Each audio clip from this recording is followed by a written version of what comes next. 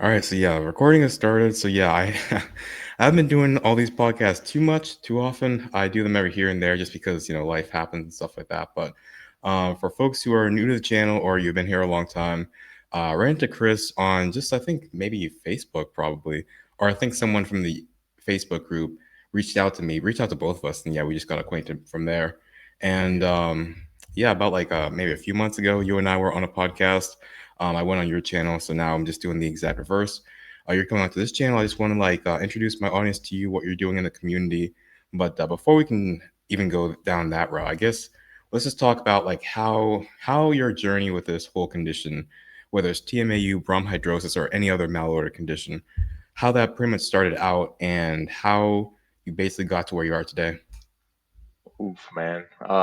Well, it started, of course, at like the most vulnerable age. It started for me when I was the last couple months of being 17, going on 18 years old at high school. It was my junior year of high school because I got held back because I moved around a lot when I was younger. And long story short, a lot of people kept saying like, "What's that smell? Smells like shit." The typical stuff, and that carried on for a long time. And base, I've which part do you want me to get into, man? I could start with the high school stuff and then go into something else, or how do Yeah, you want me to, man? Because this is 7 years worth of stories. So yeah. Yeah, I mean, really, this is your story, so I mean, anything that you feel is appropriate. I mean, I guess what would be, you already talked about, how it first started off. I guess what would you say was like the turning point? What would you say was like the really pivotal point that really like had to make you shift your mindset about how you go about living life? There's some of the things you had to like adopt, some of the coping mechanisms, struggles, things like that. I guess we can start from there, and then we can just go from there. okay, I really began to have that pivot moment at the tail end of junior year because again, people were constantly saying like, "What's that smell? Smells like shit." It was constant, and at first it was a little bit more subtle. People would speak about it like amongst each other and to other people. Very few people said things really directly within that first year. Uh, start having issues with teachers, staff, people there at the high school. It wasn't a good experience. Now that story within itself, I don't like talking about for too long. I mean, it happened, of course, and I can talk about it without getting emotional and things like that. But it just no one under the age of 18 should have to go through stuff like that. Or even if you're in high school in general, I don't think um, the inappropriate stuff that was going on there should have happened. Definitely some illegal stuff happened then, in my humble opinion. But the big pivot I'd say would have to be around the tail end of high school for me because I realized that I had some condition that made me smell bad all the time. B, I quickly learned that not very many people really give a damn.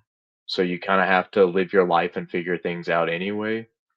So after I graduated, adulting as they'd call it, my first few jobs and stuff, because I was still new to getting harassed and made fun of and things like that.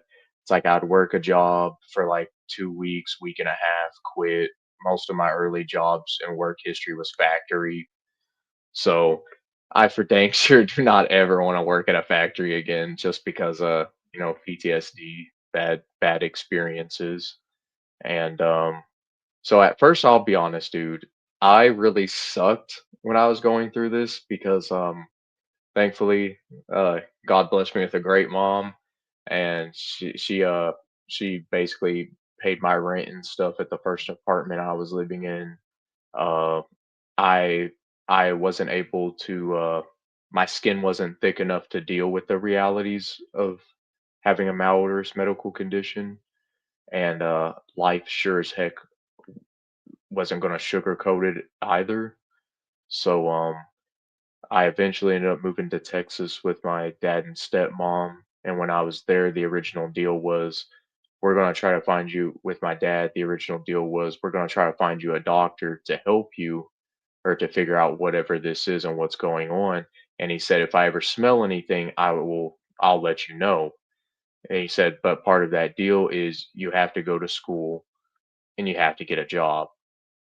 So I ended up moving to a suburb around Austin, Texas, and slowly started to build up my work history. Like I worked at Kohl's, Target, and those are stories within themselves.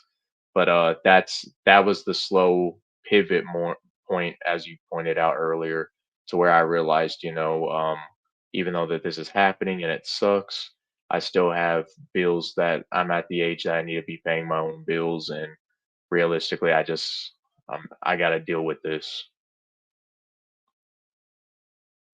Yeah, yeah, no, that makes sense. Yeah, we've all been at that one point. Like, I mean, before I got into the position that I'm in now, I was working. First job I ever had was a as a janitor at Chuck E. Cheese, and then after being a janitor, I went over to security. And yeah, like you said, those are stories in and of themselves. Dealing with customers, dealing with just people in general. Yeah, just crazy stuff. Um, yeah, that's you talked about something there. You talked about like just trying to just make ends meet. There's a lot of challenges that folks face when it comes to making ends meet in the TMAU community. Um, that is something that like really I've been talking to a lot of folks about. I'm actually talking to there's a sufferer. I've been friends with this guy for a long time now. There's a sufferer. I'm not gonna say his name, but he has put videos out there. But again, I'm not gonna say his name. Yeah, he's been having a hard time with that as well. Like just, getting into the industry and like staying in there without the harassment, the bullying, all the it's everything else that goes with it. So yeah, definitely is something that everyone's struggling with. So yeah, going off of what you said a little bit earlier, you talked about just like doctors in Austin or at least the Austin suburb, things like that. Where did that go? Like did that lead to anything? I've obviously been to a lot of doctors, just I wouldn't say hundreds, but like tens of doctors and Yeah. it's just like it feels like a revolving door. Like it's just like, you go to this doctor does this, you go to this doctor doesn't even believe you, just constant revolving door. How did that pan out? Well, um, there was actually some success when I was living in Texas, believe it or not. So it started off with the family doctor, and my first few days of being there, remember how me and my dad had that deal where he said, if I ever smell anything, I'll tell you. Well, one night we were eating steak, and I don't remember the sides, but I do remember we were eating steak. And once we got done eating, I rinsed off my plate, went to my room. I was just putting in applications, trying to see what schools I could apply to, how to get into that, you know, basic stuff. And my dad ends up coming into my room and he ended up saying, remember how I told you where if I ever smelled anything, I'd let you know? I said, yeah, excuse me. And he ended up saying, well, like, even though this is embarrassing, he was like, well, I'm just going to be blunt with you. He's like, did you fart or anything? And I was like, No, Dad, I haven't done anything like that."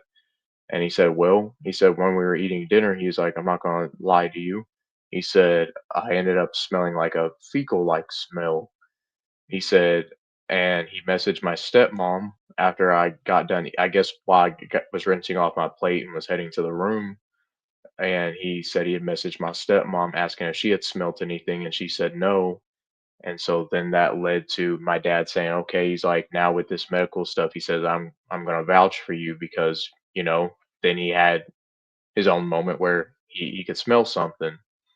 So started off with this family doctor I had there. Oddly enough, when all this started, when I'd get lab works done, I don't know if this plays into the medical condition itself or not, but two things happened. I was starting to have some mild heart issues where like the rhythm of my heart, like it for whatever reason, I think it was more so like my nerves went bad, but like my heart would just pound nonstop to the point like it would visibly, you know what I mean? Like if I was laying down, I could like visibly feel it and see it. Yeah, palpitations, yeah. Yeah, yeah. For whatever reason, my heart palpitations were pretty hard, and my white blood cell continued to slowly decrease. Not to the point it was dangerous, not to the point it was cancerous or anything like that, or you know what I mean, signs of cancer or anything like real bad like that, but it did slowly dip. And for whatever reason, they never could figure it out. I was getting cold more often. At that doctor, not even joking, dude.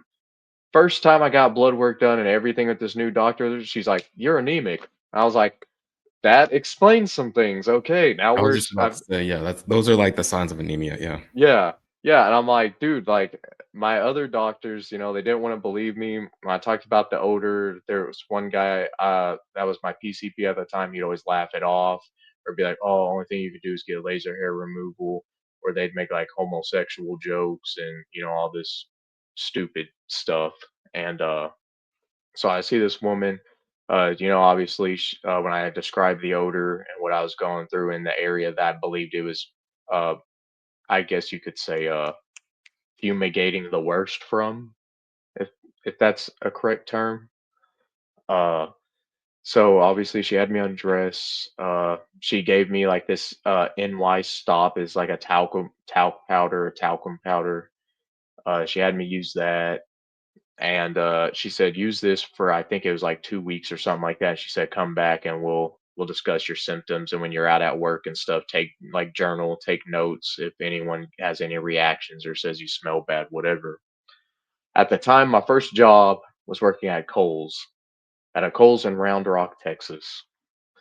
And let me tell you, man, I eventually did end up getting fired from that job because of the odor. But dude, I never had such a bad experience in such a short amount of time in my life. It was up there with the factory jobs in terms of like how bad the reactions were and what have you. And so yeah, that powder didn't help. So then eventually she gave us a referral to a dermatologist because my dad kept my stepmom, she's an eye doctor. So they were doing research and stuff. I would describe my symptoms to it. Thankfully we have trusty Google, so you get to read all these different medical forums and stuff. And they were all like, well, do you think like maybe Botox injections or something like that could potentially help? And I was like, I never thought about that, but I guess let's try to give this a shot. So I get the referral to a dermatologist, and I think they were in the Austin suburbs as well. And at first, he had me. I think it was basically hell. Basically, I forget what it's called, but it comes with like a little bottle with like a sponge like thing on the top. You squeeze it, it moistens up the sponge-like thing, and you apply it to the area. It's like an antibiotical ointment, but it's like clear and liquid. But Okay, every so like a time, topical. yeah, like a topical solution, yeah. And anytime I would apply it, and that this is about to get really embarrassing, but at the end of the day, if it helps medical people, I'm willing to talk about it. Uh, My odor was the worst from, like, the anywhere where there was hair from, like, the perineum area to, like, the hair follicles and, like, this is embarrassing, but, like, the butt crack region. I'm just gonna keep it real. And, it's embarrassing as hell, dude, trust me, I don't wanna openly say that out loud, but, if it does help people, I don't care to talk about it. Yeah, yeah, no, I may have just I've gone to the point where I'm just like trying to I mean, the way my mind works, I'm very analytical, I'm very just detail I wouldn't say detail oriented, very analytical, very logical. I just my mind is like about the science. Hey, how do I either put this information out there, get this information to other people, things like that. So yeah, that's how my mind works. Everyone's different. I just like to go with the flow, just do what it is. So Hey, dude, if it helps people, right? yeah, So exactly. yeah, um I used that, and what was odd is because when I'd apply it to that region, it would burn really bad. And up until then, right before I went to Texas, I was getting laser hair removal. And for those that's not familiar, you have to actually shave the areas that you're getting laser hair removal in. And I don't mean like trim it with a buzzer or anything like that. You have to actually shave it like clean shaven, like you would for your face, or if you're a woman, like your legs or armpits, things like that. So I had to actually clean shave those areas, explicit areas. And every time I would shave that specific region I just talked about, the perineum, like butt area, I would always notice the odor was really strong on the hair in that area. So then I'm kind of like, I'm not the smartest guy in the world, but I'm trying to piece it together. I'm like, is the odor coming from here? And if so, it's not like a constipation or like a typical gastro issue. It's like that some like whatever's connected to the hair, like the sweat, the stuff in that area is just bad for whatever reason. So I'm piecing this together, and I'm starting to tell this to that dermatologist, and I'm getting reactions at my job. I think at that point, by the time I started to see that dermatologist, I had done gotten fired from Kohl's, and I was starting to work at a Target in Georgetown, and I was still getting reactions when I was using that topical solution. So then we pivot, and my dad, he vouched for me, told the dermatologist that story about how he had smelt me that one night when we were eating steak and all that. And so the topical solution wasn't working. So then the next thing he wanted to do is, at the time, Qbrexza wipes were not on the market, because this was like the summer of 2021, I want to say. So this summer, for those, if you want to say this in the comments, I remember that summer it was Milwaukee versus the Phoenix Suns in the NBA Finals. So if anyone knows what year or what summer that was in, that was the one. So I don't remember if that was summer of 2021 or 2022, but I do remember he gave me Qbrexza wipes. I would apply it to that area, the region we were talking about. And for whatever reason, this is super strange, and I still to this day cannot piece this puzzle together. When I would use it in that area, obviously I was still getting reactions when I was at work at Target and what have you. But for whatever reason, dude, it took all the saliva out of my mouth. And it was the strangest thing. I remember one Sunday, I had Sundays off, and I remember I chugged 8 glasses of water. This isn't an exaggeration. I chugged 8 glasses of water and I still had no saliva in my mouth. Dude, I couldn't even eat because, like, I had no saliva. I hated eating. It was the weirdest thing, but and my dad kept being like, "I think you're not washing your hands thoroughly." And I'm like, "No, dad, like, because, like, it kept happening, it got to a point, like, I was washing my hands for, like, 3 minutes straight, and I kid you not, dude, my mouth still kept, for whatever reason, it took all the saliva out of my mouth, Hmm. and, Yeah, oh, I don't know go the connection there. No, I mean, I was just thinking, I don't know the connection there. I don't know if there me is. neither. Yeah, I'm not well versed in biology. All I know is that I used to take a pill called glycopyrrolate, and glycopyrrolate, what it does is glycopyrrolate is an anticholinergic. Long story short, the reason why glycopyrrolate was even invented in the first place is because there would be kids, young children, and they would drool all over the place. Their saliva would get all over the place. They would drool. And so they created glycopyrrolate. When they created glycopyrrolate, it would not only give them dry mouth to make their mouth dry so that they wouldn't have to drool all over the place, it would also, this was a side effect that that didn't even know about. And they just sort of happened when they created the drug. It would actually reduce the amount of sweating you would actually have.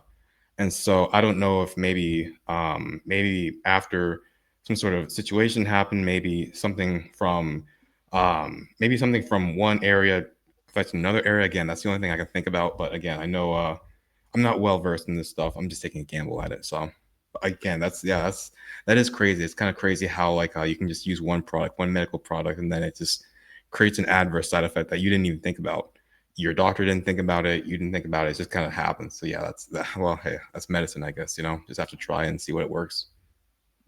Well, honestly, Zach, what made it even worse, man, is because when I was going to work at Target, I was still getting reactions.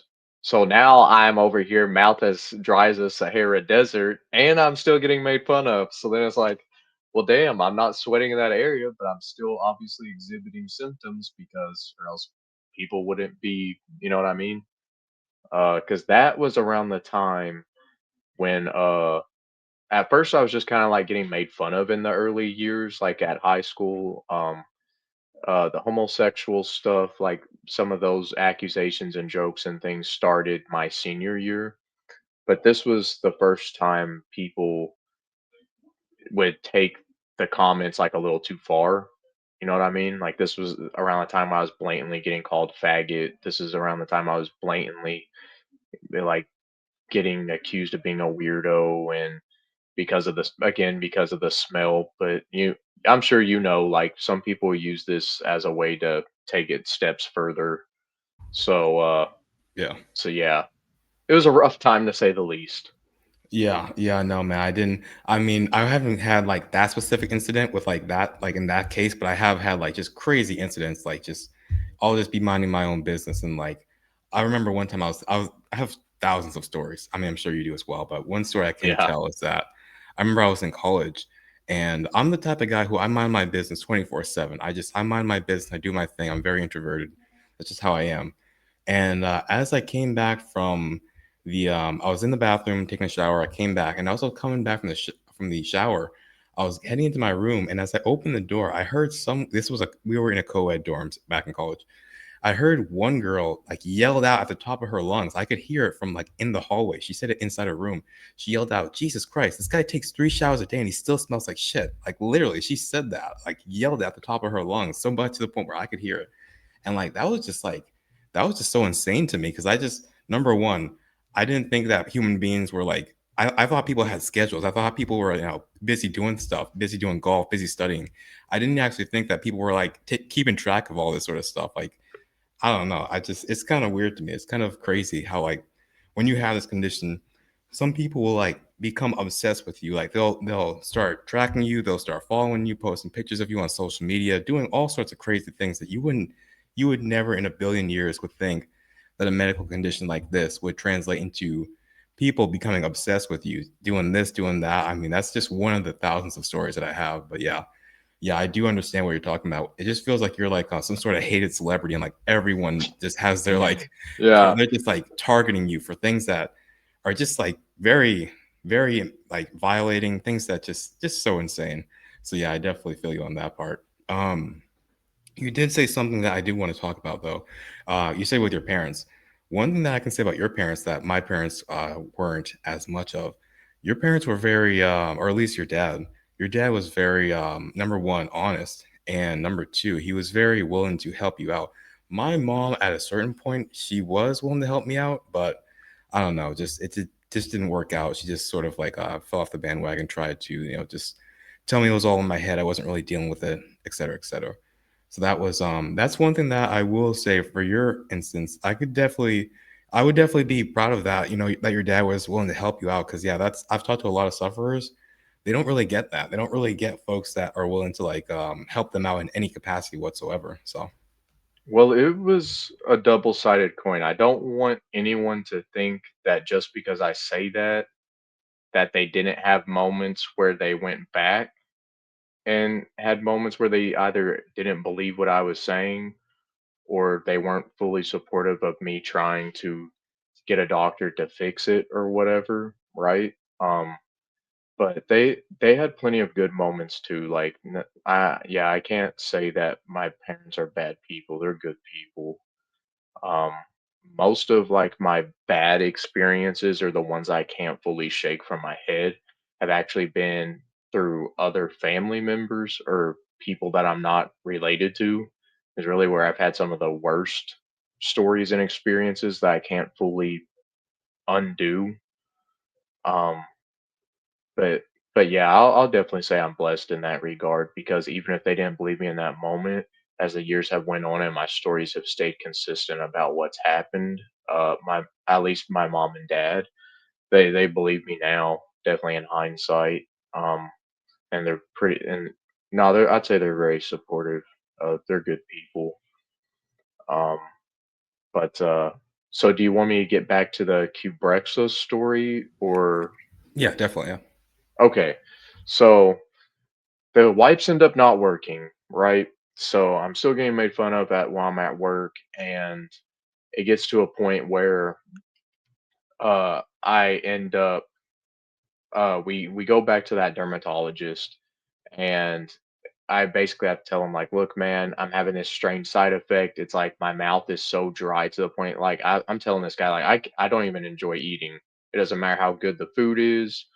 Uh, I just I can't eat because I literally had no saliva in my mouth.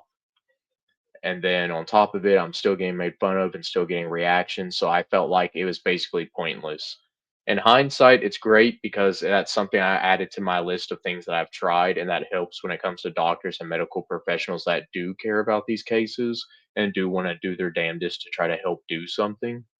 But it sucks for you, the sufferer, or other sufferers, when you try this stuff and you kind of like inadvertently put your body through hell, whether that be laser hair removal, Qbrexza wipes, whatever, and it still doesn't help. You know what I mean? So yeah, that definitely sucked. I tell the dermatologist that, and my dad ends up saying, "Well, what about Botox injections? Do you think something like that would work?"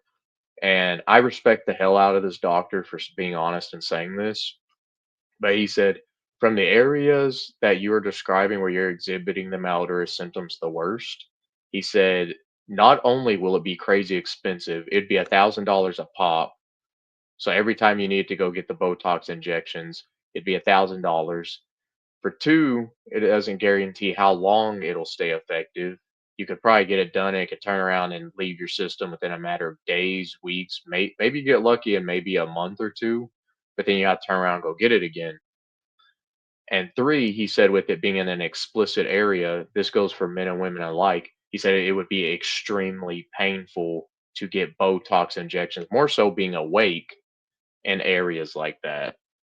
So, if that's something that you feel like you need to do or have done, or if it has helped, good for you. But unless you're Richie Rich or something like that, I don't know a single person alive, even people that have good careers, that could just look at their checking account and be like, "Oh yeah, I could just throw away $1,000 here and there whenever it's needed." More so when you can't guarantee how long you could be symptom free. Even then, you won't fully be symptom free because once it begins to wear off, you're gonna experience those things all over again. So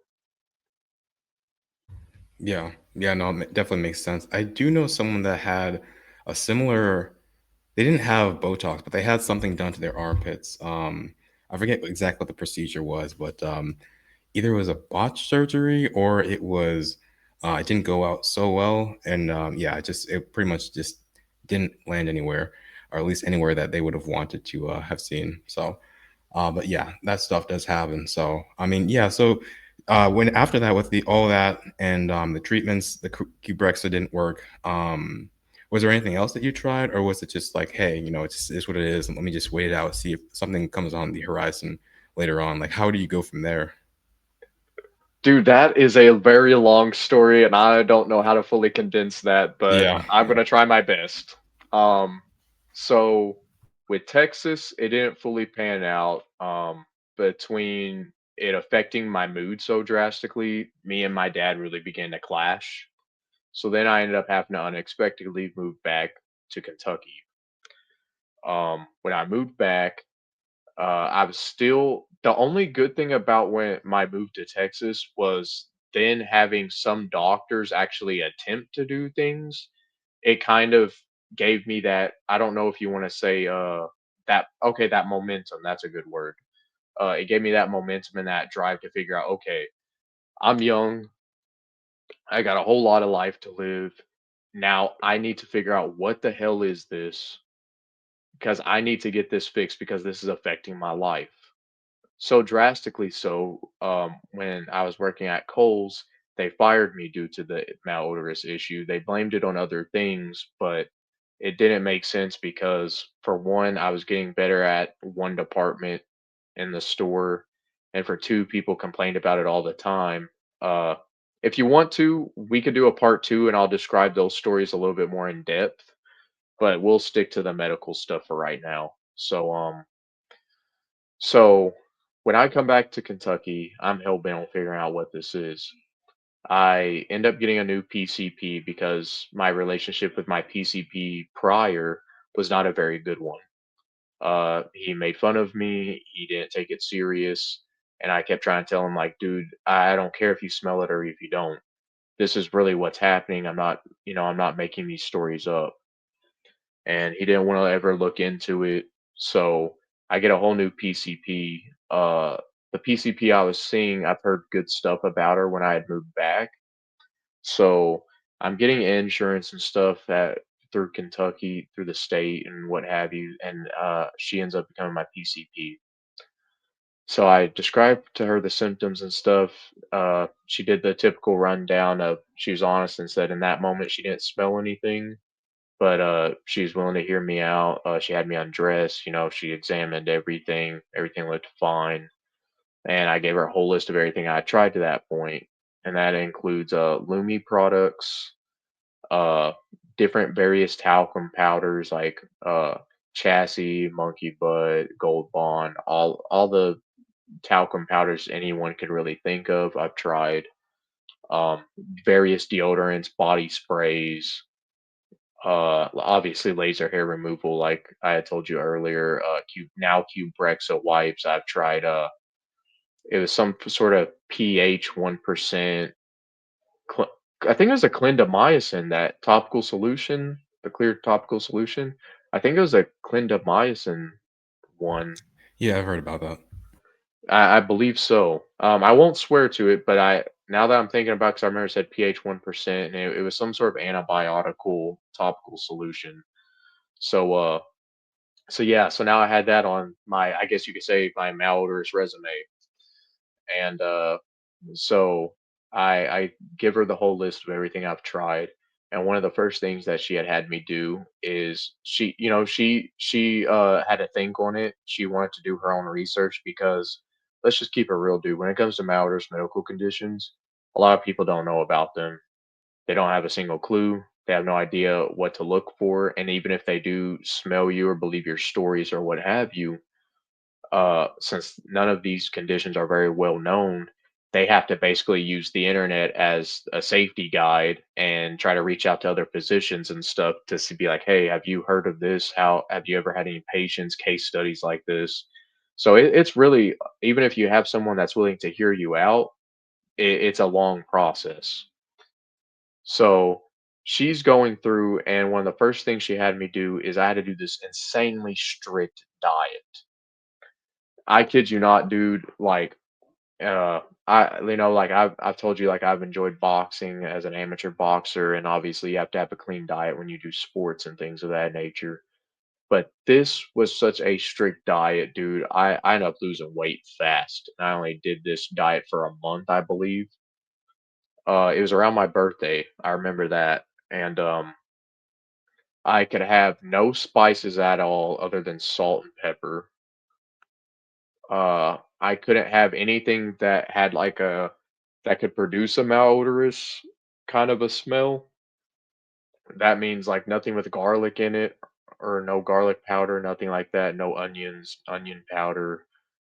Anything that is fairly strong. Yeah, I even couldn't have citrus. I wasn't allowed to have citrus. It was one of the strictest diets imaginable. So the only thing I'm living on is chicken breast. The first time, like when I first started the diet, I had salmon, which was a bad mistake. But back then I didn't know these things, but I had salmon when I first started this. But I was mostly just living off chicken, and when I'd have salads, dude, I had to like do my own thing to it. Like I literally just added salt on it, and I know that sounds crazy, and just salt and oil, and basically that's how I'd have to eat it, and it didn't taste great. It sucked. I was living off that, and popcorn was my best freaking friend. I was just having like the normal popcorn, making sure it didn't have like a whole lot of additives and stuff to it. And I was having apples, like real basic fruits that wasn't acidic. And dude, it sucked. I was very miserable. I shedded weight like a son of a gun. I normally around that time my walk around weight was around 147 or 150. I ended up going all the way down to 132, and it was miserable, man. And I remember my PCP's nurse, when I went in after the month was over for the follow up appointment, she was like, "Kris, you done lost like over 12 pounds. I need that diet that you're on. I said, trust me, ma'am. I was like, you think you want to lose weight and that's fine. But I said, this was not fun. This was excruciating. It hurt. It sucked. Water was my best friend. And yeah, dude, I was able to eat, but it wasn't anything really good. So, Yeah, I mean, you talked about popcorn there. Back when I was in college, I ate a lot of back when I was in college and when I was a janitor at Chuck E. Cheese. Yeah, I ate a lot of popcorn, just as like a coping mechanism. Popcorn is like a snack, and yeah, I snacked a lot because I tried to stay away from like eggs, chicken, all this sort of stuff. And that's another thing that a lot of folks struggle with. A lot of people that have this condition or similar conditions. Um, yeah, struggling with eating disorders, whether it's trying to be like on a strict diet or trying to eliminate one food group or this or that. Yeah, a lot of folks struggle with eating disorders. You said you went from like 147 over to 132, somewhere around there. I went from like 160 when I was raw vegan and vegan. I went from like 160 to like 120, something like that. Like, so yeah, I went mm, down pretty drastically. Um, long story short, this is a long story. Um, they're never my, long story shorts, though, are they? yeah, they never really are, no matter how you try and shorten it. But yeah, I nearly died in the back of an ambulance one time because I was like so malnourished, emaciated, just all these things at once. And then of course, the stress of college, trying to get a trying to go through just everything, just the stress of college, the malnutrition, the emaciation, all that, anorexia, all that. Literally, I nearly died in the back of an ambulance when I was going when they took me and everything. It was crazy, but yeah, that's a whole different story in and of itself. I've told that story before, so if anyone isn't familiar with it, I'm sure you can probably just click on some of the previous videos and then you'll find the story and everything. But yeah, that happens a lot. A lot of folks struggle with eating disorders. Um, Dude, and we yeah, could that's literally just make a video about that at some point. yeah, yeah, just it's crazy. It's insane. But I mean, we're just doing the best we can, I mean, when you're getting I mean, I personally have never been fired from any job, but of course you have, others have as well. When your back is up against the wall, I mean, you can't even make a living. You can't do anything for yourself. People will really resort to their last option, which is the only thing we know, because this is just such a rare condition, rare disease. All these malodorous diseases, whatever they may be, because again, there's so little research and so little time invested into it that you can't really know exactly what you have. And the tests, we can talk about this a little later on, but the tests are either faulty or they don't work for this reason or that reason. We can go into that a little bit more here in a sec, but it's just a lot of things aren't feasible. I mean, we can actually talk about the test right now because you were talking about, like, when you and I were talking off camera, you said something Mhm. that I hadn't really considered. You said that when it comes to the TMAU test, the way it goes, for anyone who's not familiar, the TMAU test, you pretty much, they give you a pill, a choline pill. You take the pill. After taking the choline pill, I think they wait a little bit. I'm not too sure exactly what the time frame is, what the time zone is. After you wait, you pretty much urinate into a cup. They'll take that cup and then, of course, through whatever machine they have, through whatever technology they have, they'll check out how much choline is inside the urine, and then that's pretty much how they diagnose whether someone has TMAU or not. You said something on the phone the other day that really struck me that I didn't think about, and you said that the only people that because you've talked to a lot of people, so have I. I've been doing these podcasts for a while now. I know you've been talking to people in the Facebook group, Reddit group, and all those for a few good months now, maybe even a few years now. You said that only women have actually been diagnosed with TMAU, and that was something that I didn't think about until you said it. And I was like, wow, that's actually kind of true. I've never met a man that's actually been diagnosed with this condition because again, I don't know the ins and outs. I don't know the chemistry. I don't know why it is exactly that women have been diagnosed, and no, at least seemingly no man has been diagnosed. And I've talked to like thousands of sufferers at this point, like just through people giving me emails or like just on Reddit, Facebook. I've met up with some of these people in person. Yeah, I've never actually met a man that's been diagnosed with this. So that's another I guess you could say wrench in the it's just another wrench, another Allen wrench that you would have to think about when it comes to either diagnosing people with this condition or I don't know, just either diagnosing or just anything in general when it comes to this medical stuff. That's I'm sure there are men who that do have it, but again, it's very few and far between. Like a lot of women get diagnosed with it, and a whole lot of men don't. And another thing that I wanted to talk about was the fact that the test, even the women that do get tested for it, not all the time do they test positive. Like for example, I know one girl, she actually tested for it 3 times, I think, either 2 or 3 times. The first time she tested for it, she popped negative, and then the second time she it was positive. So that's something that again, the tests are very faulty, not very accurate. So yeah, it's just medical advancements that need to be made as time goes on. Hopefully, we can make those medical advancements, whether that be through private sector, public sector, internationally, whatever the case may be. So Yeah, man. Got a whole lot I could say about that, but I'm not gonna go down that rabbit hole for today. But so yeah, I ended up getting uh end up showing up to that appointment after that that uh excruciating diet. We'll just call it that because that's basically what it was. And it was crazy, man. I'm sure I was probably malnutritioned or malnourished. I'm sure that had I done that for another month or so, probably would have had some sort of damage to something in my body. Probably for certain on that. And again, that's another topic for another day. But so then the next thing, she's like, okay, let me email some people. We're gonna figure out what to do. I say, all right. Go home, get a call. I think like a month or so later. Is like January or February, and she's like, hey, I want you to come up here. Gonna take a bacteria skin test.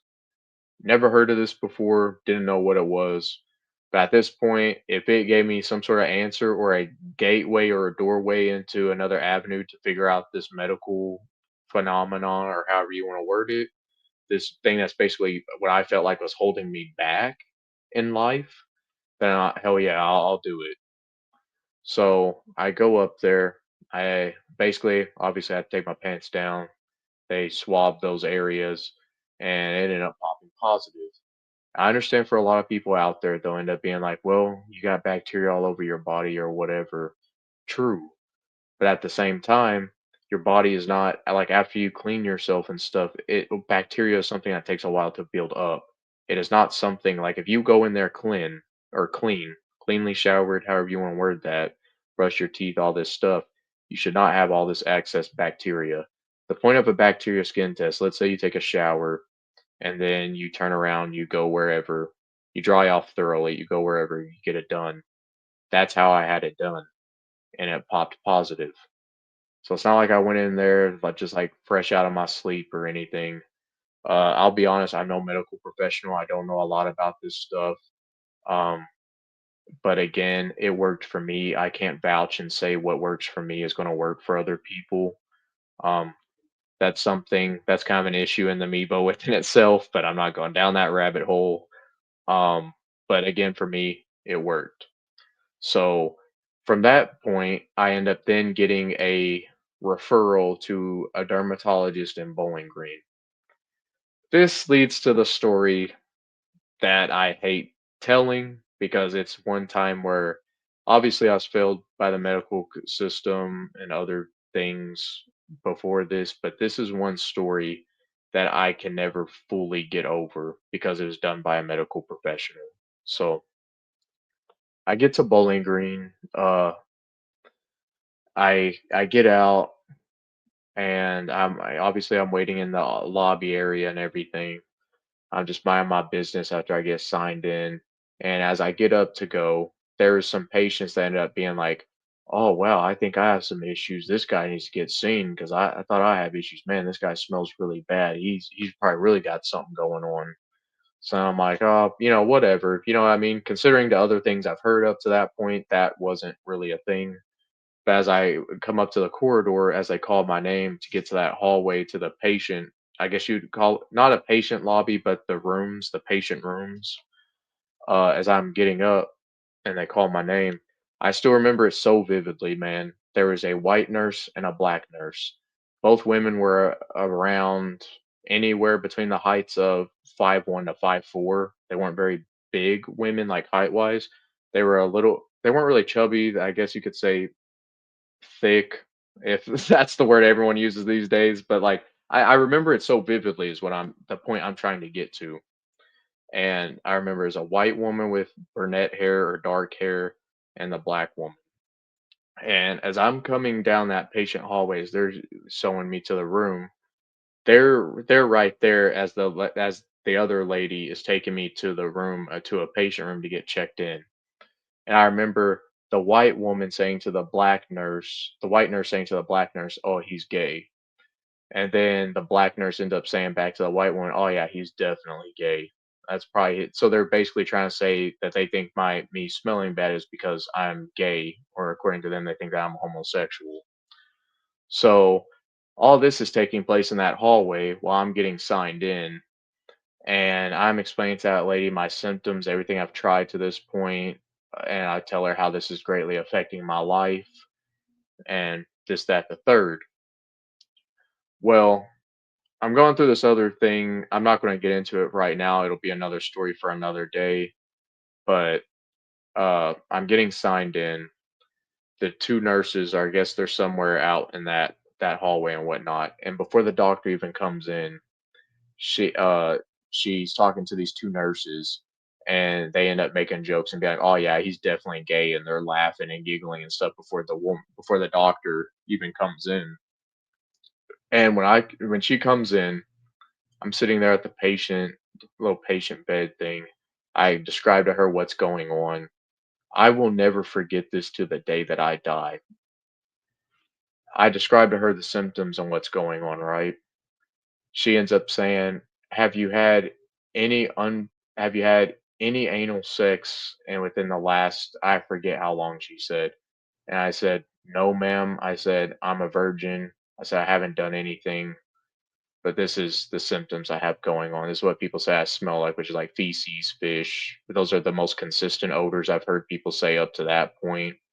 But it's mostly the feces smell that stayed consistent with a lot of people when they would react and what have you.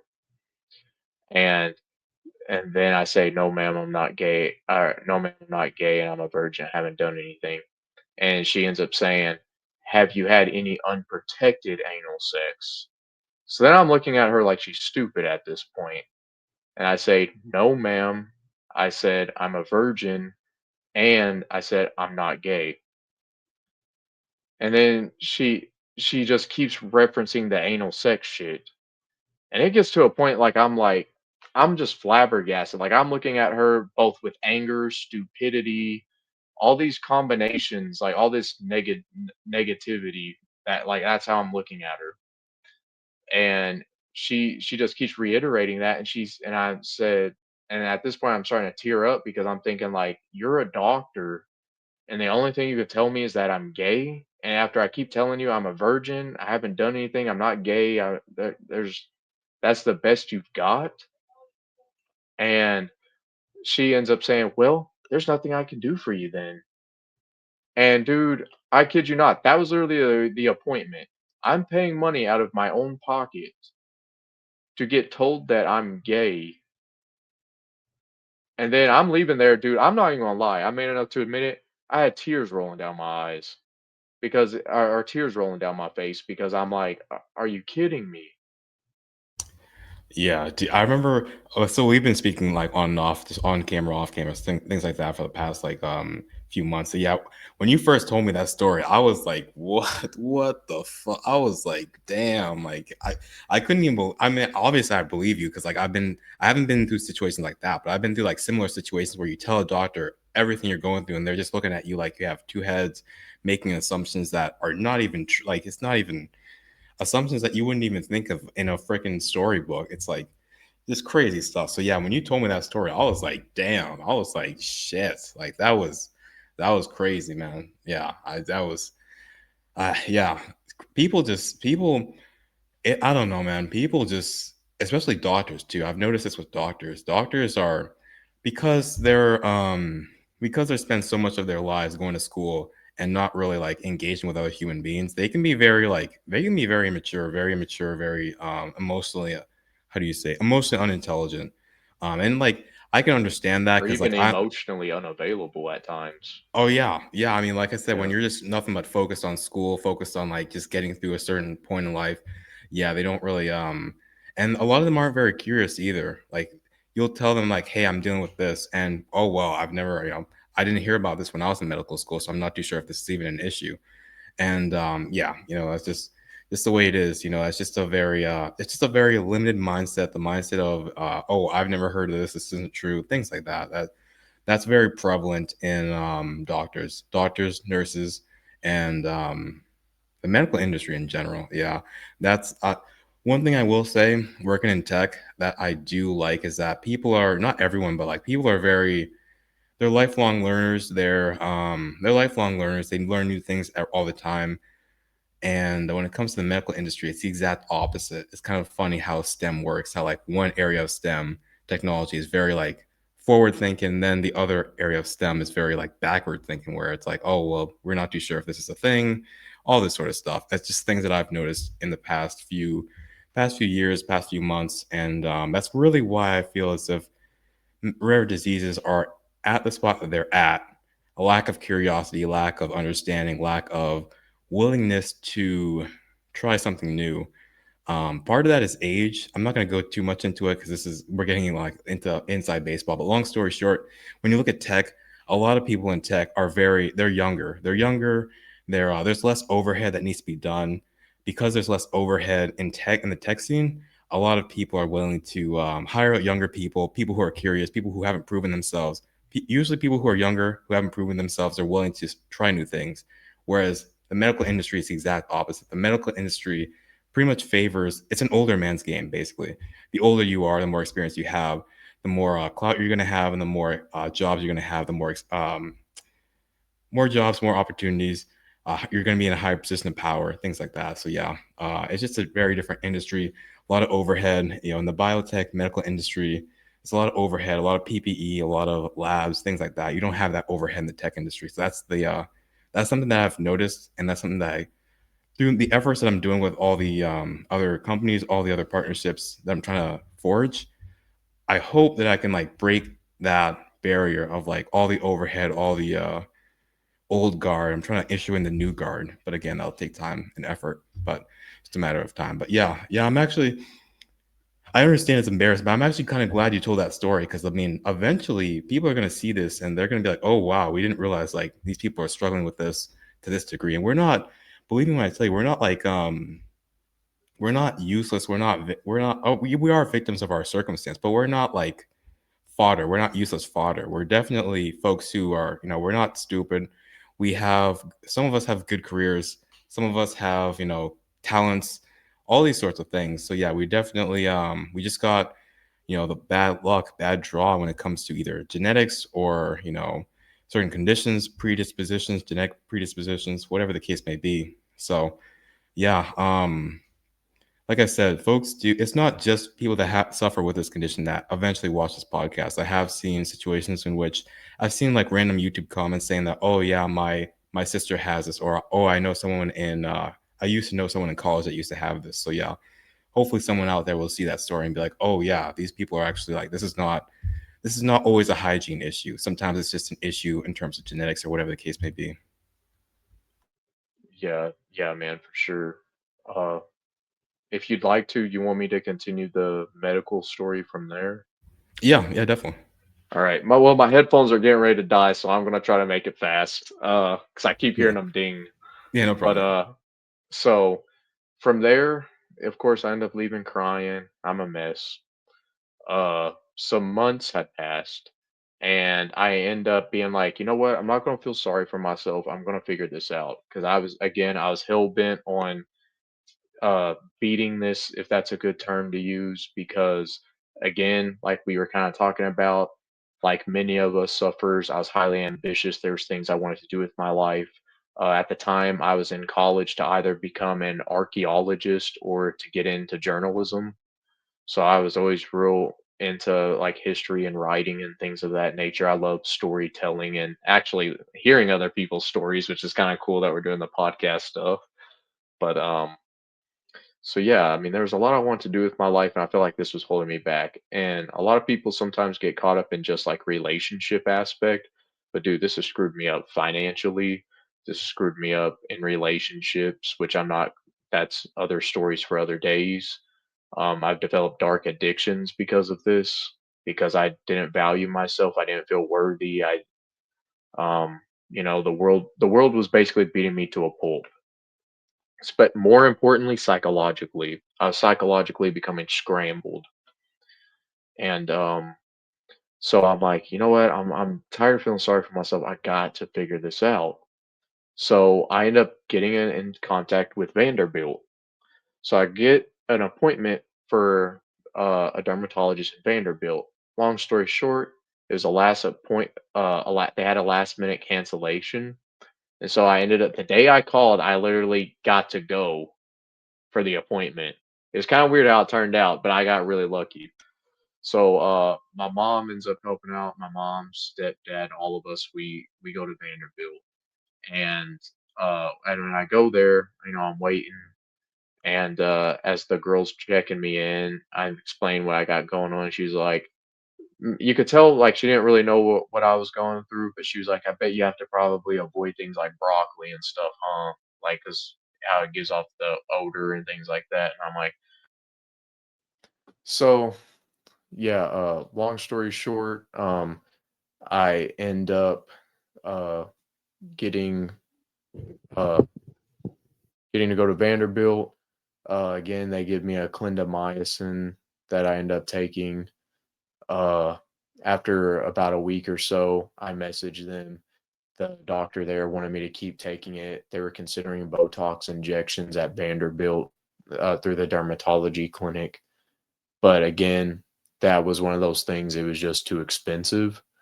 So, and at the time I was a college kid and everything, and $1,000 a pop. Again, even if you have a good paying job, depending on how often you need that, that could really ring up in the long run. So I wasn't able to do that.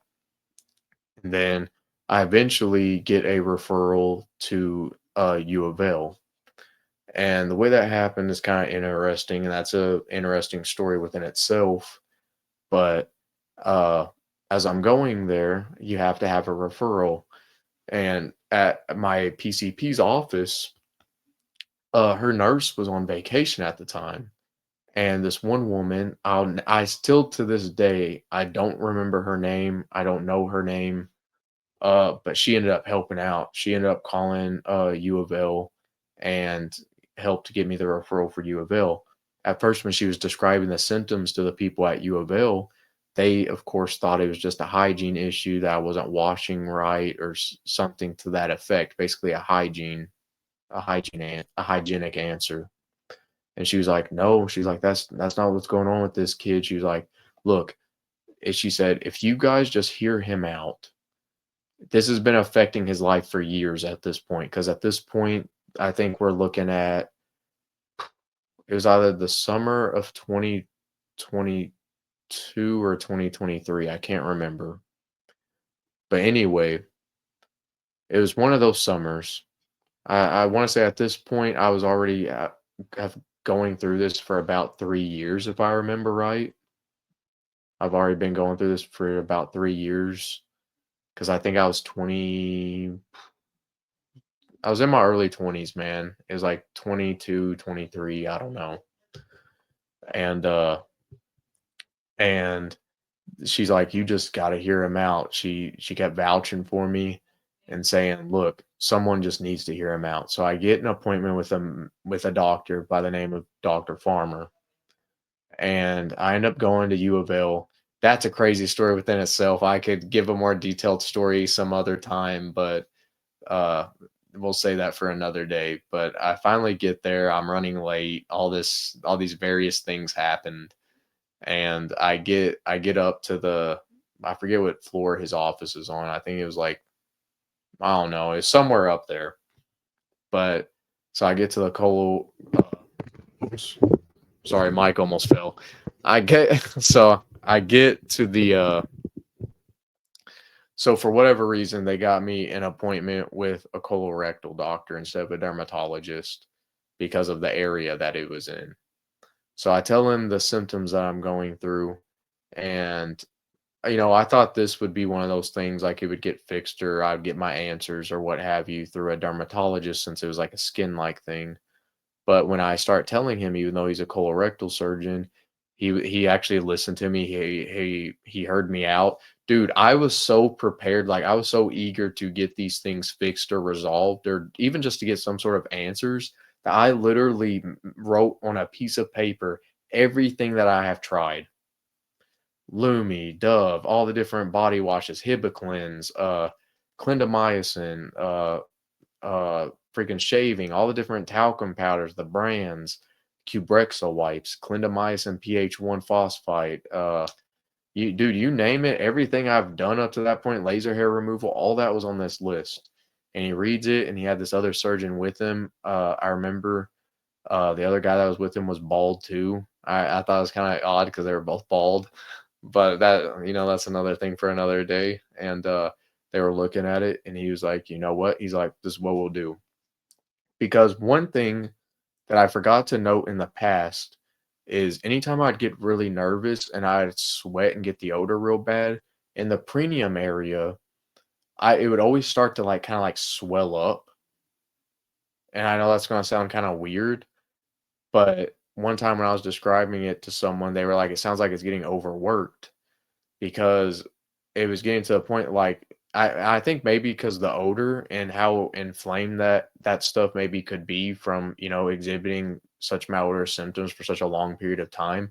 Maybe some of those muscles and sweat glands and things like that do get overworked, and maybe they are swollen below the surface level. I don't know. I'm not a doctor. I don't know these things, but it would start to swell up sometimes when I'd have like the days where I have really bad reactions and I'd get really nervous. There were sometimes like it would hurt to walk because it would just get like it's like it wouldn't be like a profound bump or anything, but it would just feel swollen. And so I told him that, and he's like, "It sounds like to me you got bromhidrosis going on." And he said, basically, what you're describing sounds like there's an inflammation within the apocrine glands, which is below surface level. He said, since you're describing it all being rooted from the hair area, and especially in a genitalia region, or butt region, genitalia, any of it, there's apocrine glands connected below the skin surface level in the fatty tissue that's connected to these hair follicles, and that would explain the odor. So he drew a circle and he up saying, "We're going to take this off, and hopefully this will help resolve everything." So, make a long story short, I think it's like some point in September or tail end of August, I get this surgery. And dude, I'm still getting reactions. It sucked. It was a gruesome recovery. Having stitches and stents in an area like that, it sucked. Couldn't walk too far apart, or else you'd feel like the stitches feeling like they're about to rip or pull. It sucked, and I was still getting made fun of. It was terrible. One memory that I would share with people, just to kind of put like a real harsh but brutally honest perspective on it.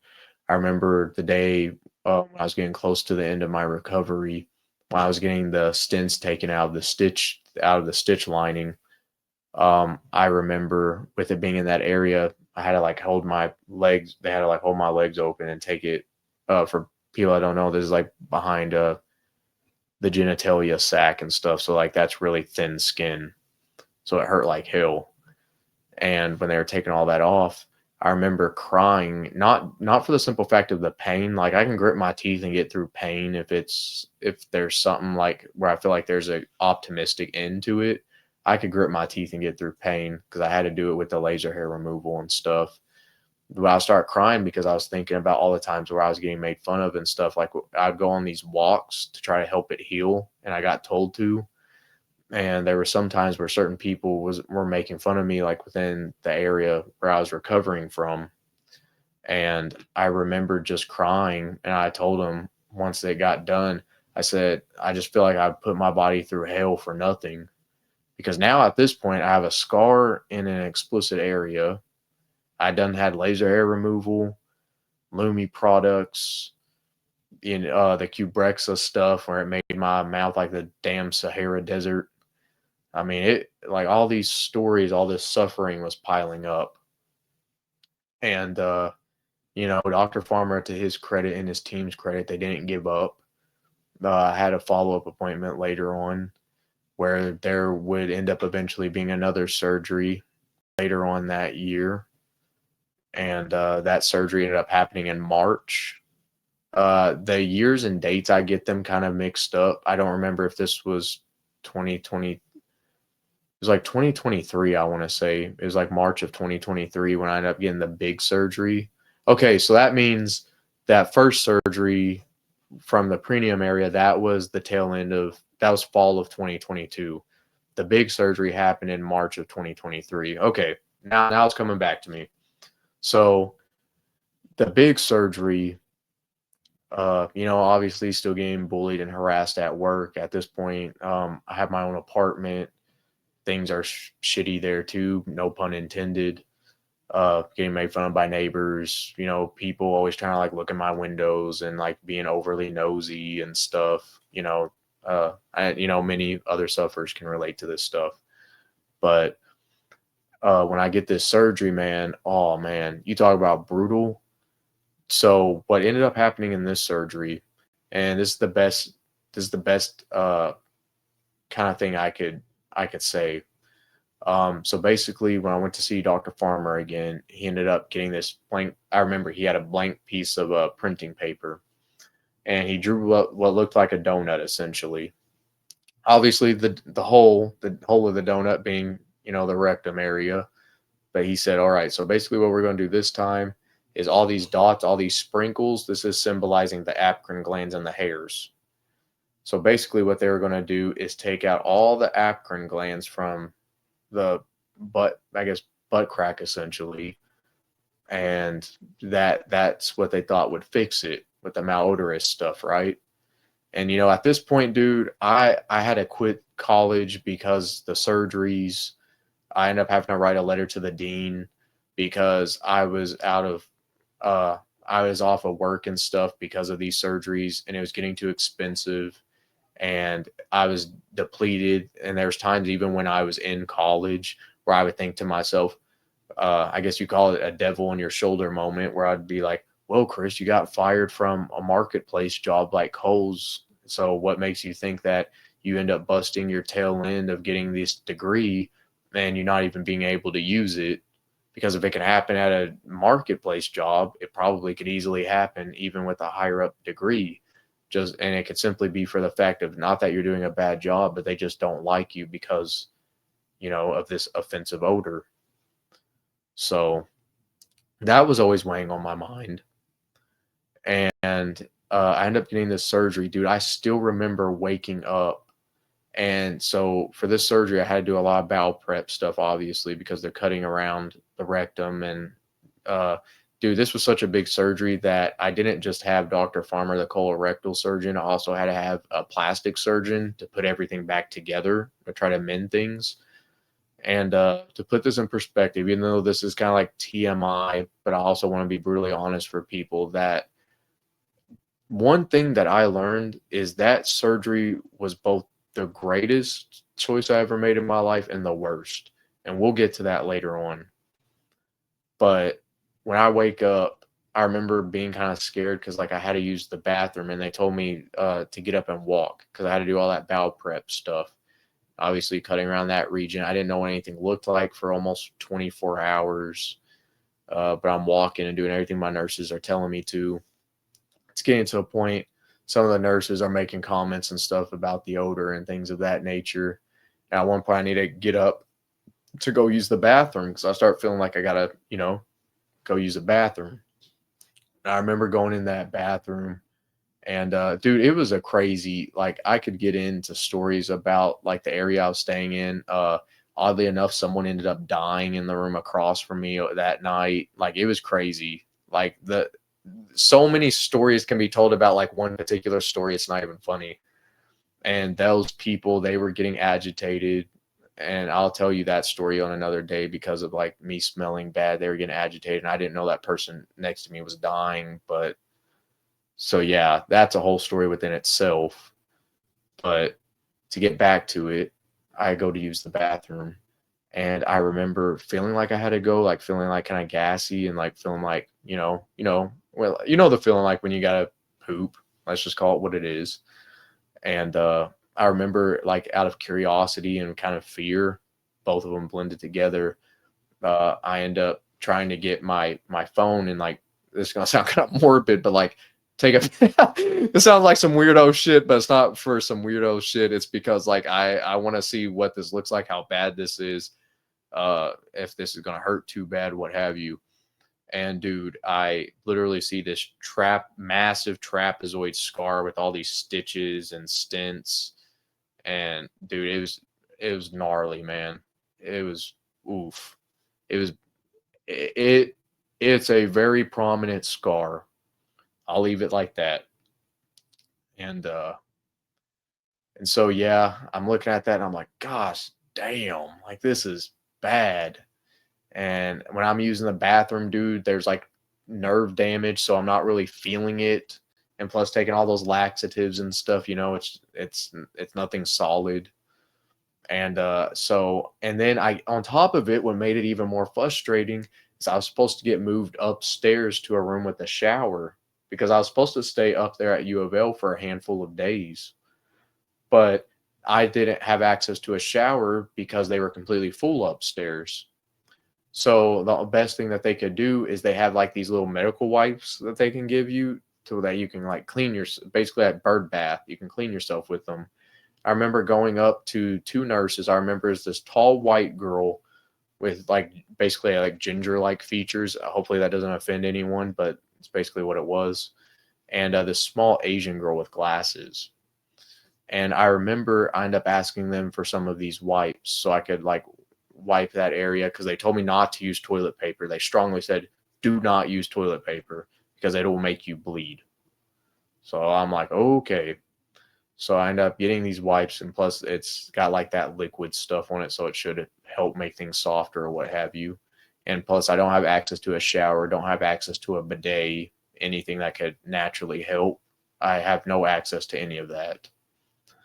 So so I can't take a shower. So here I am, and every time I keep getting up, I'm noticing the blood puddle on my bed is getting bigger and bigger and bigger, and I'm in pain. And even though they're giving me the pain medication every so many hours, it's getting to the point. Even though I have nerve damage in that area, this is about to sound kind of ornery and weird, but it feels like picture if someone just took a boulder and like threw it at your ass.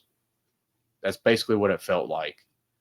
Like it just felt like sore, like I just got beat up kind of a thing. It was terrible, bad experience. And so when I go to get these wipes, I'll never forget the Oriental girl. She's like just starts pushing a shit ton of them at me, like more than a handful. I just asked for a handful, and she gives me like a whole wad of them and just gives them to me. And then the tall ginger girl ends up saying, "I think she's trying to tell you something." And I remember at that moment, dude, my composure of like trying to be a nice guy and stuff was gone. I was like, "You don't think like I want to take a shower?" That's what I ended up saying. Like I just blurted it out. And I was like, "You don't think I want to take it?" Well, I actually said, "You don't think I want to take an effing shower?" I'm not gonna say it because like I know this is gonna be on YouTube, but so I ended up saying that. I just, I didn't mean to pop off and be like a jerk, but at the same time, it's like, dude, I got blood all over my bed. I'm getting blood all over my skin. I have dried blood on my skin. Anytime I'm using the bathroom, I need to get this stuff off me because I'm not trying to get some sort of like skin infection or anything. Plus, I got these new scars and stuff that need to heal. So, yeah, I mean, it's just a bad experience. But eventually, I got an early release. Uh, my Someone that was a part of Dr. Farmer's team came to see me. They just want to make sure that I could go to the bathroom before they released me home. And so yeah, that's basically what happened, man. But yeah, guys, that was Chris's story.